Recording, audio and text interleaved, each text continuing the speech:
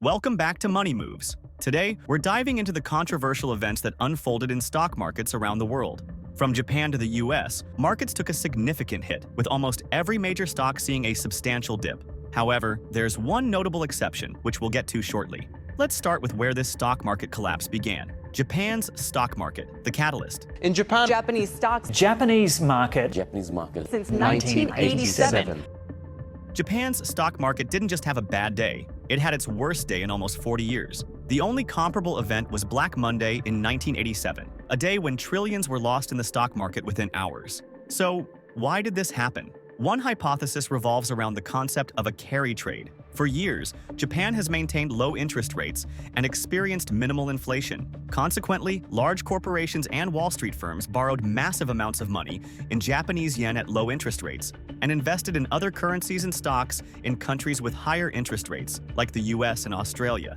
It's estimated that 5 to 10% of the entire American stock market is based on this carry trade. However, Japan just hiked interest rates twice in a short period of time, the first time it has done so since 2007. Wall Street corporations and financial organizations are concerned about growing debt payments and the potential shortage of cheap money available for future investments as a result of this. But by waiting every month that went by, more borrowing was taking place in yen. It was the last place in the world to sort of get free money. And that free money we couldn't necessarily quantify, but we're seeing sort of the result of the unwind now to say, wow, that was massive. We didn't really see it while it was going on to the extent that it's revealed itself to be, but it was obviously massive. Warren Buffett is a well-known investor who may have predicted this. Buffett, who is renowned for having excellent market judgment, dramatically raised his cash holdings quickly after the news from Japan, indicating that he anticipates a market correction or collapse. Buffett's actions, nearly doubling his cash position, a significant indicator of impending market instability,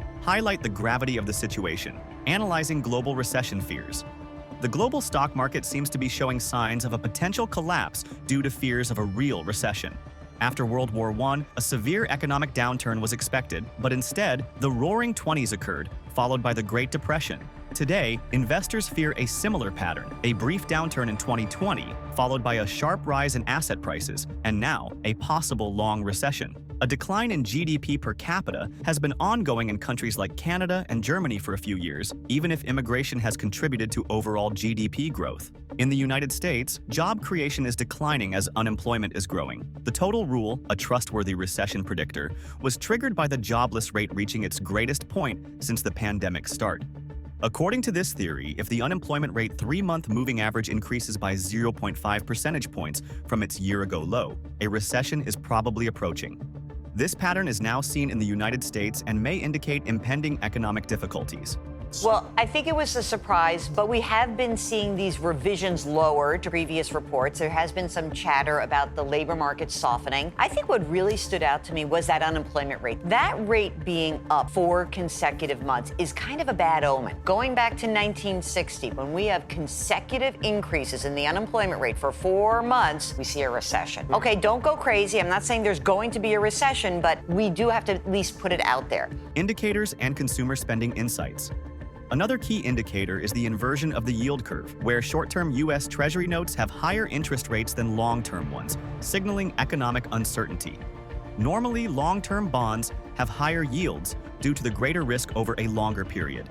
However, during periods of economic uncertainty, investors prefer the safety of long-term bonds, leading to higher demand and lower yields on these bonds compared to shorter-term ones. This inversion is a strong indicator that investors are wary of the near-term economic outlook. Additionally, consumer spending, which makes up about 70% of the American economy, has been slowing. This spending increase is largely debt-driven, raising concerns about consumers' ability to repay.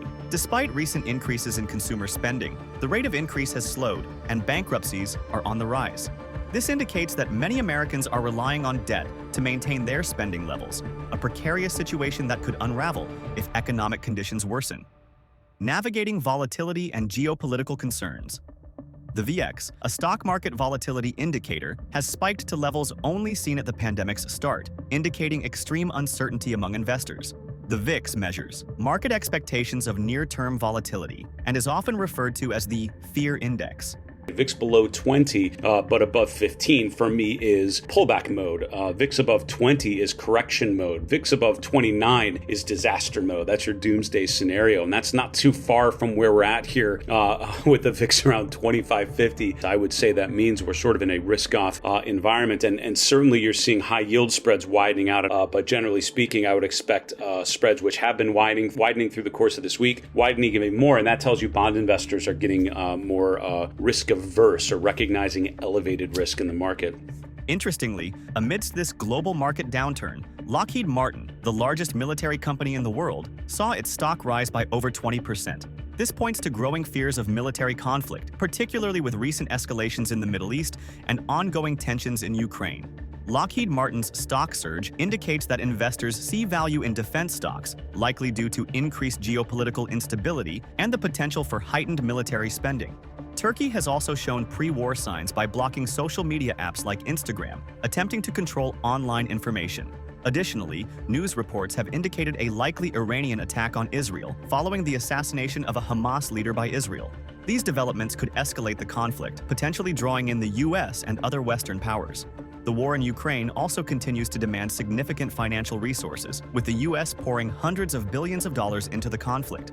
These geopolitical tensions contribute to the overall uncertainty in the financial markets, US government debt and personal financial safety. Lastly, there's the issue of US government debt.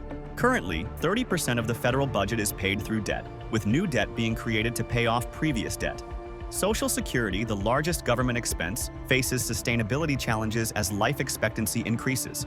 Modern monetary theory, MMT, which suggests increasing the money supply to manage debt, has historical precedents of failure, like the fall of the Roman Empire. Right now, the US is on track to run out of money soon, with the national debt increasing by $1 trillion every 100 days. This unsustainable path raises concerns about the long-term viability of government programs like Social Security, which currently takes up 22% of the American budget. Social Security was initially designed when the average life expectancy was around 64 years, but now, with people living to nearly 80, the financial strain on the system is immense.